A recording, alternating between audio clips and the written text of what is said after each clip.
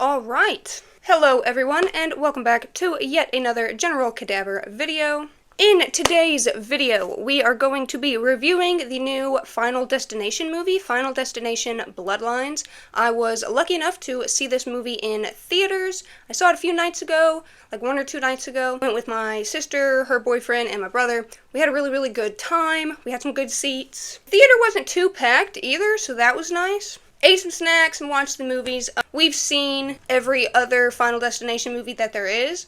Yeah, we've seen every Final Destination movie. When we were younger, when we lived with our grandmother, she had family movie night almost every night. Like, we would just, anytime we were bored, all the family would just get together in the living room. We'd put on a movie. More often than not, they were horror movies. My family has great taste, I'm lucky enough. So yeah, this video is going to have full spoilers for everything I saw in the movie. I got my notes here about the movie. I'm just going to go over my notes and the plot. We're going to get into what I liked about it, if there's anything I didn't like about it, just all my opinions, how it ties into maybe the other Final Destination movies, some of the things that I saw from inspiration from those movies that were taken into this one. But yeah, this movie was really good. Like, just to say, like, right off the bat, I didn't have, like, the highest of expectations, just because with all the remakes and stuff coming out right now, all the, like, nostalgia bait that's out there, you just don't really know what's gonna be good or what's gonna not be good. You don't know what's, being made for, like, the passion of it, or what's being made for, like, hey, everybody's struggling right now, we need money too. So, but I was actually very surprised. It had some really great actors in it, actors I've seen in other things, some actors I've never seen before. I really liked the premise. It did a lot of the tropes, like what we've come to know as the formula for the Final Destination movies. It took a lot of those aspects, flipped them on their heads. It, like the first zoom in, for example, after the premonition, it's Iris's premonition, but we zoom in to a character named Steffi. I believe her name is Stephanie.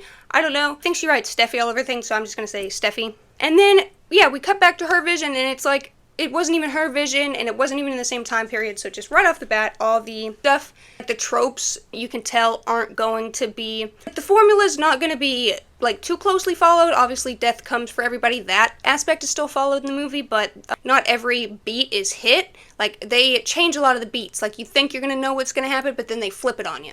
Okay, so I'm going to go ahead and get into my notes. We're going to start off with the sky view. So the movie opens up with Iris and her fiance. Well, they're not fiance yet, her boyfriend. They are, it's like this 1950s. She's in this very pretty dress. He has like this little red car. I can tell it's like very old-timey, how everybody's dressed, and it's like in the 50s or something it looks like. So they get out at this building. It looks like the, that thing in Seattle. I'm not sure what that thing is, but there's a thing in Seattle that's like tall and skinny and then has a big old head on it. It's one of those buildings, but they call it the Sky View. So they get in the base, it looks like a flower, they get in the base and they go all the way up in this rickety glass elevator. There's a kid in the elevator that's like stomping on the glass. That would have pissed me off. I would have been mad. Even if it wasn't my kid, I would have been like, hey, sir, can you show some respect for everybody on the elevator? Because, like, that would have scared me half to death. If somebody's jumping on glass and I can see, like, no, you're not going to do that. You're frightening everybody. Why are you being stupid? They get out and they get into this thing. Obviously, it's beautiful. I mean, it's a breathtaking view. You're up that high. Of course they would have designed this in the 50s. There's no way that somebody would have let this building's design go now. Like, the building's design is just so terrible. Glass floors, way high up, before we even knew, like, proper medicines. They're, like, trying to build things that touch the sky. It's just really stupid off the bat. The idea of the restaurant was stupid and negligent. It was negligent to think of this idea. So yeah, we get up there. I love futuristic as much as the next guy, but I'm not a fucking Jetson, okay? I'm not a Jetson. I'm not gonna go into these little weird futuristic buildings and just fly around and feel safe. No. She's like blindfolded and her boyfriend Paul takes off her blindfold. I would have laughed in his face if he took me to this place and like unblindfolded me and I'm just staring at this massive thing. No, I would have laughed in his face and got back in the car. You're not taking me to that death trap. Are you stupid? I'm not going to a death trap on a first date, on any date. What an idiot. However, though, it is a beautiful proposal memory. When they get in there, you know, they go to this, there's like I guess there's a little part called the sky view on the very top. You can like go, and it's like this little balcony. So she's standing there, and he does propose to her on top of that. It is a very beautiful like proposal ceremony, you know, memories and everything. Of course, that's going to be beautiful. There's this kid throwing pennies off of the like railing, and if you don't know, anything from that height, anything dropped from that height, so when you drop, you keep reaching speed. Your speed keeps speeding up until you reach what's known as terminal velocity. Terminal velocity, you know, you just keep going at that speed, but that will kill somebody. Like if you drop a penny, if you drop a piece of popcorn, maybe not a piece of paper. Maybe the only thing that's safe is like a piece of paper, because pieces of paper just kind of flow in the wind. But if you throw anything from that height, you're going to kill somebody. And the police officer comes to the kid and tells him like, hey kid, you can kill somebody from this height throwing something like that. And he says, oh God, sir, I'm so sorry, yeah. And the police officer walks away and he goes, fat ass, and just keeps throwing the pennies. Like, what an idiot. Like, who let this kid here? Who brought a kid to a fancy place? I hate people who think that their kids are entitled to fancy things. Kids are destructive. They belong in barns and stables. They do not belong in fancy environments, good environments. The kids need to be chained up outside so they can't break anything. And this kid's an asshole. I'm pretty sure his parents are rich, because he's probably never heard no in his life. He's just doing everything that he wants to do like it's okay. That kid's mom, I bet that kid's mom wished she would have swallowed or she would have died, because this kid is worthless. Speaking of worthless, one worthless cent is about to cause all this destruction that we're going to get into. So, you remember the kid throwing the penny. Well, he throws the penny after the fat-ass cop tells him not to. Of course he does, he's an idiot. So he throws the penny. The penny, you know, travels down, but then the vent sucks the penny in. So the penny gets sucked into the vent. And then, I don't know what else happens. It gets like something, it like causes a fan blade to stop. And when the fan blade stops, something happens. It like sputters and then smoke starts. So I'm not sure, I don't know, like the electricity continued to flow. However, since it was broken, the electricity had nowhere to go, so it just kept building up and maybe started like heating up and started a fire. He throws the penny, it causes the fan or something, the fire, this big fire erupts. So there's like a fire going on, and then at the same time, all the people on the dance floor is starting to break, like the glass under their feet, but they don't hear it, they don't see it, because there's like the live music that's playing is really loud, so the floor is starting to break and everything. Eventually, the floor does break, people fall all down. We see like the fire is building up. There's this little boy, the musician, brought her son with her to work. You see a scene where she puts her son in this little box and then immediately catches on fire. She's burned to death in front of her son. Her son has to witness his mom burned to death in front of him. You know, we see a lot of people fall and the things on the load-bearing weights break. Everything goes to hell. And then we see her, she gets the little boy he like comes out. We see people try to go to the elevator, but the elevator is like too full or something. I think the elevator like falls and everybody dies. Oh no, they try to get to the elevator, but then like something happens, it takes the wall off, and the little kid who threw the penny, he just, you know, continues to go down, but everybody else is now stuck because the elevator like flew out. But yeah, she gets the little boy that's in the box. He's hiding in the box, she gets the little boy, and then something happens, like the whole thing just like tilts. So the piano falls, people all die, the glass busts. So now that it's tilted, her and this little boy, something happens, her and this little boy get flung off the side. She has her wedding ring on, and her wedding ring's really tight. It barely fit her finger when her husband was trying to put it on. And so we see she's hung by 2 nails jutting out of concrete. She's held by this wedding ring. It's not like, it's like, so here's my ring, for example.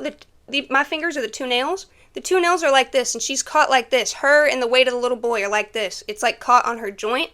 And then we see her skin and flesh under the weight start to peel, and we see her finger is degloved with the ring, and bam! Down goes her and the boy straight to their deaths. We see her land face first into a big old piece of glass. We see the little boy's body just fall off to the side. He probably died on impact. I mean, at least they died on impact, though. Of course, they were scared before that, but at least they died on impact. And then smash.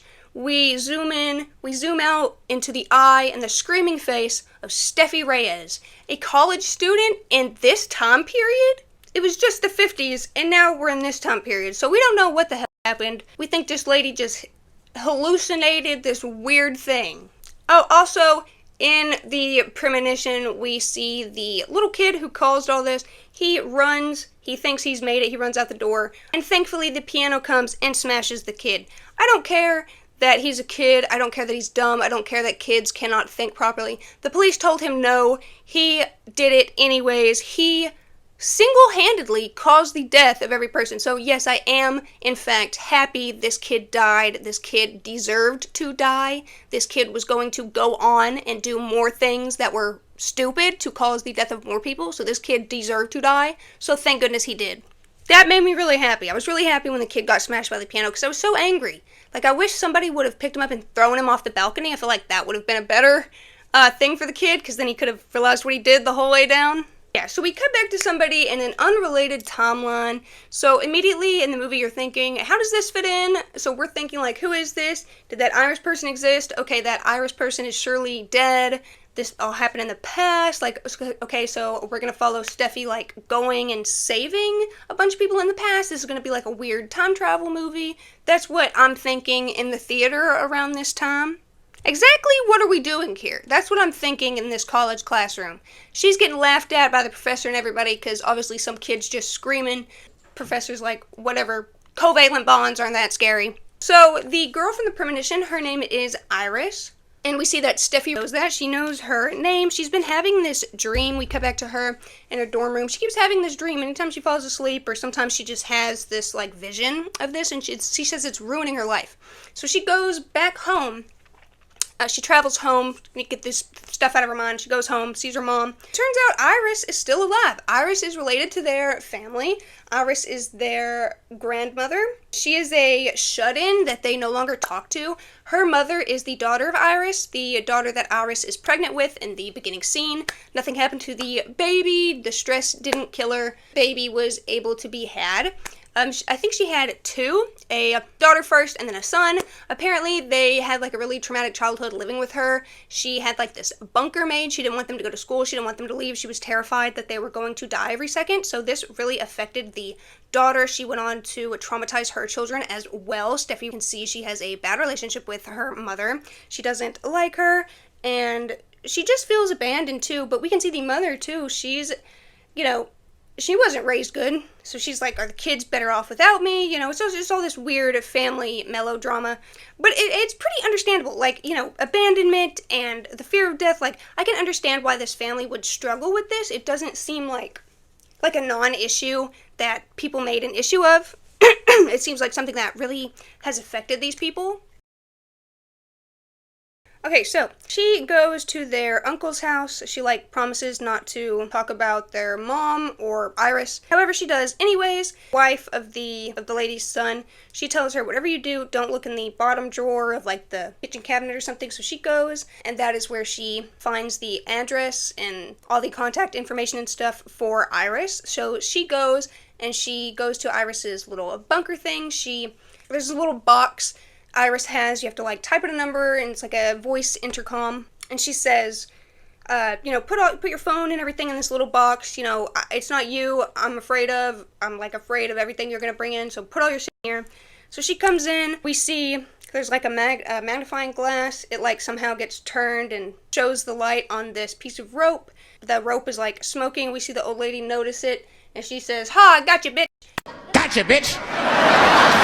And she throws something at the magnifying glass to stop the fire. And he's like, that motherfucker's always trying to get me. Talking about death. She tries to, like, tell her all this stuff. Tell her she had the same exact premonition. She saved everyone. She saved a lot of lives that night. Lives that were never meant to be saved. She pulls out, I believe, or no, it's in this book. She has this book, but there's these charts of, like, all the families from that time, like, spanning into now. She said death, you know, had to take so long to get everything. Get all the people that, you know, new people were added. Now, you know, it's just like a never-ending list for death. Now, I have heard people say, like, why would death do this?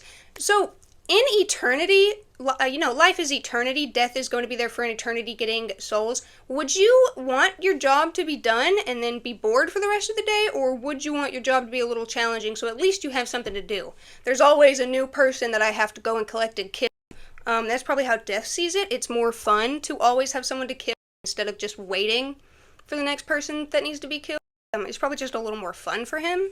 That's the way I see it. I hate being bored, so I imagine Death would also hate to be bored. So yeah, she doesn't believe anything she says. She thinks she's crazy, which is a little weird because, bitch, you're having the premonition. You're coming to her.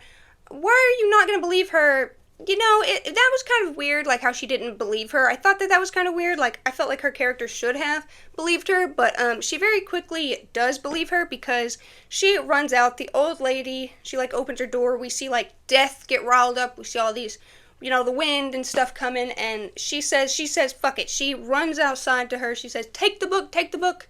And she gives her the book, and she said she hasn't stepped out of the house in 20 years. So she gives her the book. She steps back. She says, step back. Steffi's like, what are you doing? She says, seeing is believing. And she puts her hands up and she accepts it. In that moment, Death, she has this like wrought iron compass. Death sends that right through her jaw, back of her head jaw, splatters blood all over Steffi's face. Just this goopy period substance all over. She's like, oh! She's screaming, and it's a pretty good scene too. We get to see it another time in the movie, pretty closely. It's just like a pretty good effect. Her like jaw and the pieces, you know, coming at you. It looked pretty good. I liked it. And it would obviously be scary if somebody just, you know, crashed their whole face open in front of you. You'd probably be a little uncomfortable after that. Yeah, that's her first steps out of the house in 20 years. If that doesn't prove that Death was, in fact, out to get their family, I don't know what would, because that's the first time you step out of your house in 20 years, and that's the time that your wrought iron compass blows through your face. Yeah, that's Death. That's not a coinky dink. Now, one thing I was thinking was, where's the chunks of meat? Where's the chunks of tooth? Like, I was looking at the blood, and my thought was, if somebody's face exploded in front of you, I feel like you'd get more than just goopy blood on you. It looked a little too clean, a little too perfect. I would have liked to see some chunks of meat, maybe some chunks of teeth, maybe some hair on her, maybe some spit, something. You know, it would not have just been just blood. If somebody's face exploded in front of you, there'd be, you know, possibly maybe a little bit of brain matter from the, like, base of the brain, you know, some bone fragments. I was thinking that could not have just been just blood. So I don't know if they've just never seen anybody's face explode, but yeah, Iris essentially sacrifices herself for her family. See it as an act of love. She sacrifices herself to give her family the proof that they need, like the kick in the pants they need to be like, hey, this is real. I'm telling the truth. You're the crazy people. Y'all need to follow what I'm doing here. So we cut to Steffi. She is at her place, I believe. We also cut back and we see the family is having a barbecue. There's the grill going. They got ice and drinks. They got giant Jenga, you know, some barbecue and stuff. So they're just all having fun, having a little family barbecue day. So something happens. She drops the book or something. She sees a vision of this piece of glass, and at the same time we see the blonde kid who's allergic to peanuts drop a glass, and a big chunk of glass goes into ice. The ice gets put into someone's drink, so we're constantly on edge. Who's gonna chunk into this piece of ice? A piece of ice that is glass. So she heads to the party after seeing this. She's not taking any chances. We see the older dad and the blonde son jumping on the trampoline together. The estranged mother is there, and she says, hey, wait a minute. She runs over there. We see this, we have seen this very spiky, rusty rake under the trampoline, and the kids jumping, they're huge. The dad's fat, and the son's jacked. So they're putting a lot of weight. They're basically touching the ground. They're not even jumping on the trampoline. They're jumping off the ground with the trampoline. So, you know, they keep almost touching the sharp stuff, but the mom goes and she pulls it out and she puts it with the rest of the tools. We see that, and then we see the blonde kid's mom. She does something with the grill. A beer or a glass accidentally gets knocked off. It presses this button. This tube starts filling up with air. That causes these, like, hose and rakes and stuff to fall down. That causes the mower to go off, and while the rakes were falling, the glass spilled. The dad stepped on the glass went straight through his foot. It was like sticking straight through his foot. So he grabs at his foot, he falls down. At the same time, the mower comes to him and just rips his little face off. Not even his head, starts literally chunks of his face. John Cena, you can't see him. 现在我有冰淇淋，我很喜欢冰淇淋，但是速度与激情就比冰淇 suffersilly. His face just gets chunked off in front of his whole family too, in front of his daughters, sons, wife, everything. Like, that's gotta be traumatizing for just everybody involved. So yeah, their dad unfortunately dies. The mower basically eats his whole face off right in front of the whole family. Then the scene cuts to his funeral, although I was a little confused because Steffi's outfit throughout the other whole scene of her discovering the vision and her running over to her family's barbecue, she was wearing the same outfit that she is shown wearing after the funeral scene. Now, this is just a little bit confusing. Her hair looks to be exactly the same, makeup seems to be exactly the same. Now, I'm going to chop this up to, the funeral. She just didn't change her clothes, being so exhausted, kept the same hairstyle. Although, it maybe would have made a little bit more sense, maybe, if she had, like, a costume change, just because it was just a little confusing. It was like, did they have the funeral on the same day? Because typically, you go through the autopsy, then you have, like, a week or two, then you have the funeral, I don't know. They do seem rich, though, so perhaps they were able to set up everything that day just because they're so rich. However, it does seem like a little bit of time has passed just with, the family is still heavily upset, but I don't know. They can still talk to each other and stuff. It seems like at least a few days or something has gone by since his death. So now we get to Murphy.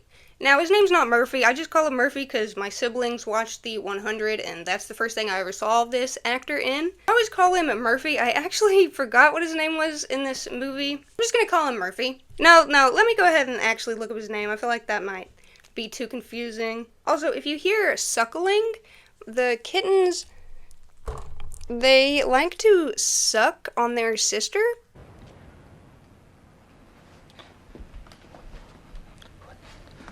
What the fuck is going on here? Like, she's their mother, she kind of lets them, they just suck on her paw. So I'm sorry if you can hear them sucking. They're suckers. My phone's being incredibly slow. His character's name in this movie is Eric. His name is Eric Campbell. So Eric is next. Eric is the oldest son of the man who had just died, Iris's son. So he is at work. We cut to a scene of him at work. He is a body piercer and a tattoo artist. Presumably both. He is seen piercing a girl's tongue. He is doing it pretty sloppily. He's not really looking at what he's doing. I mean, it doesn't seem that he messes up, but the girl's kind of uncomfortable, and he's just kind of looking at his boss, although his boss is kind of being a dick, forcing him to stay that night when his father had just passed away. What an asshole. So he stays late after night. He stays late. He stays after late that night. We see him listening to music, and he pulls out a tattoo gun. He starts to, first he starts to clean. He's listening to a happy music playlist, and then we see him switch to his sad playlist because he starts thinking about his father, and we see him go sit down and he tattoos the word dad on his wrist. I thought that was a really, really just sweet scene, and just, you could really feel his grief in that scene of missing his father. So he goes to tattoo father on his arm, and then we see the ceiling fan, he turns the ceiling fan on prior to this. There are chains on the ceiling for decorations just kind of hung haphazardly around the ceiling fan. As the ceiling fan starts to pick up speed, the chain gets a little loose, or the fan snags it in the right spot. The chain proceeds to wrap around the fan. The chain then falls and it's swinging on the blade. It catches his septum ring, so now he's at first he's like, oh crap, so he's just trying to, get it off.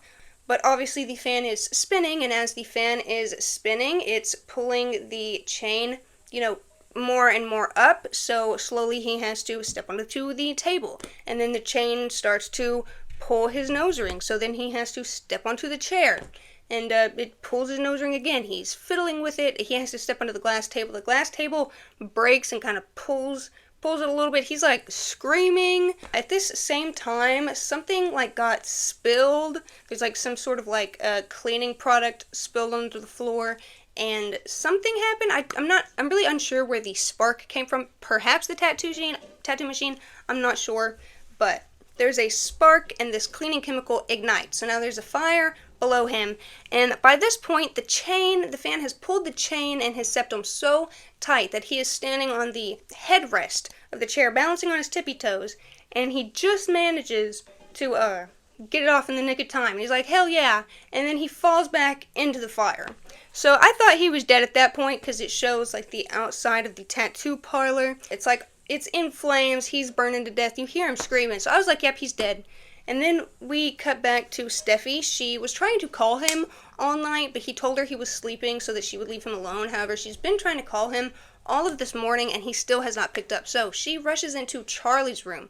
Charlie is her little brother. They are cousins with, you know, Bobby and the girl, the sister, and the brother. Yeah, so they're cousins, so they're all really, really close, which is another thing that I can relate to. Even now, our cousins always come over. We always go to our cousins. Like, our cousins are like the closest people to us. Our cousins are basically like our brothers and sisters that we just see a lot less. So I could understand like how like bonded the cousins were in this. So yeah.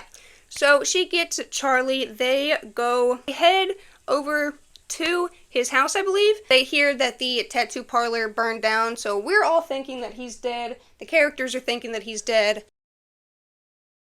So we see Eric just pop out of nowhere. It's revealed that he did not die. Looking at him like, how did you survive and stuff? And he looks at him, he's like, well, the fire department came, they said I was one, like, lucky son of a bitch because my leather jacket protected me from the flames. I don't know, like, how his face didn't get burned, because it seemed like, I don't know, his hair would have been singed or something, but perhaps it was enough time for the firefighters department to get there, like, right as he fell, like, right after he fell, so he was saved. No burns, no hair singed, nothing like that. So he's fine, and they're dumbfounded. We're dumbfounded as the audience. They're following him through the sidewalk, going back, heading home. She's like, well, this and that's gonna kill you, like, you need to look out for everything, like, you're on the list, I don't understand how you survived last night. So now they go home and they're talking to their sister Julia. She's getting prepared to go on her morning run.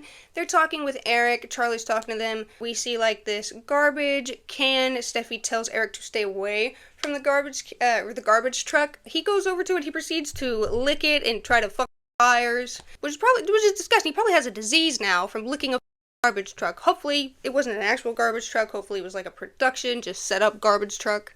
So yeah, then they go back to their yard. We see the sister Julia head off for her run. Earlier, while they were walking on the sidewalk, Steffi had commented how she thought that these two kids were playing soccer while the garbage truck was going by. There was also this guy with a reef blower. She was like, well, this guy might blow the leaves into the kids' eyes. They might hit you in the head with a soccer ball, and then you'll fall into the garbage truck and then you'll die. Well, as they're talking to each other, we see in the background, it's not like a focus of the shot, but we see in the background of the shot Julia running, and this exact thing happens. One of the soccer kids kicks the soccer ball hits Julia in the head right as the time that she is passing by the open garbage can, so the truck picks up the can and then proceeds to dump her into the truck. She is screaming, and now the kids are chasing after the truck to get her. Cut back where we cut to a scene of the driver. He has his headphones in while he's in a vehicle, and he's like looking at his phone playing like a Katy Perry song or something. That got a lot of laughs in the theater. Everybody was laughing at that part. It was pretty funny. They like running, they're trying to get his attention. He like stops the truck, and Steffi's able to climb onto the truck and grab Julia's arm. However, he doesn't pull any levers or anything in time, and we see Julia get up to walk out. However, the clamps are coming from both sides, and one side hits her bottom jaw, the other side hits the top of her skull and just rips her face in half. The CGI is a little bad, I will say. Like, you could definitely tell it was CGI.